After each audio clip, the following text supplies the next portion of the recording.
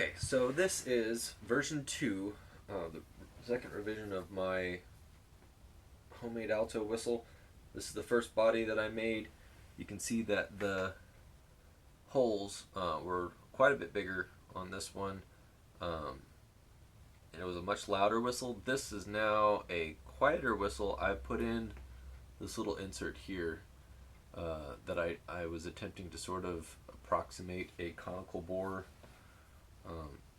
because several, or at least to reduce the interior bore diameter, because several people said that they thought that this size pipe was too wide for an alto whistle. So the resulting whistle that I've made is quieter. It's the same whistle head as before, and I had to add a connector, which I don't like, but that's part of the practice stuff.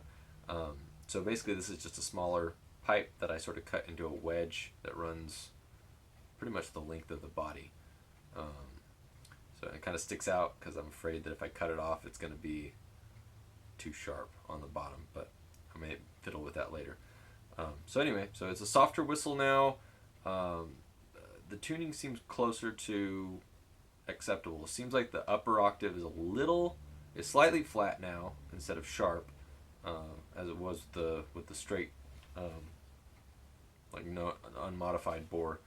Like I said, the holes are a lot smaller, but this is what it sounds like. It's very soft, kind of tone, powdery tone. It's very interesting.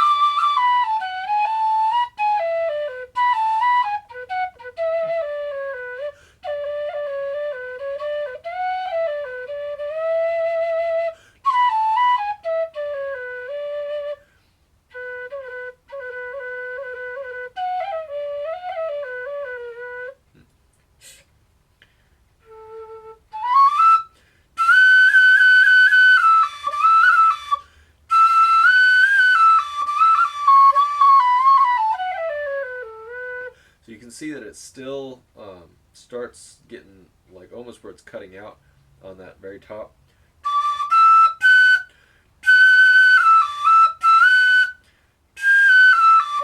But it does sound, and I can kind of cut on it too, so I really don't mind. That's actually, to me, it's a little more pleasant to be kind of airy and unfocused.